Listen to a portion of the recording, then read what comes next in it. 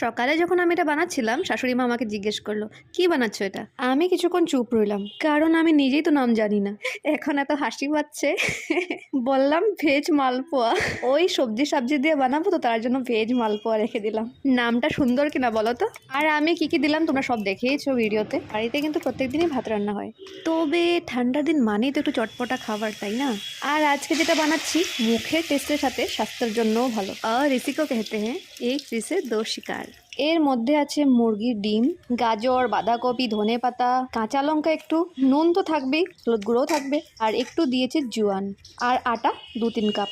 কখনো কখনো ভাতের থেকে বোর হয়ে গেলে এভাবে বানিয়ে নিতে পারো। আর আমার হাজবেন্ড তো সকালবেলা ভাত খেয়েছে, ওকে বললাম তুমি ভেজ মালপোয়া খাবে। নামটা এমন সুন্দর রেখেছি, ও আর মানা করলো না। ও বললো হ্যাঁ আমি বিকালবেলা খাবো। নাম হি मैंने कुछ ऐसा रखा है। তারপর শাশুড়ি মাও খেলো, আর বিকেলে চায়ের সাথে খাওয়ার জন্য একটা রেখে দিল। আর খেয়ে বললো অনেক টেস্টি হয়েছে, তাহলে তোমরা একদিন বানিয়ে ফেলো ভেজ মালপোয়া।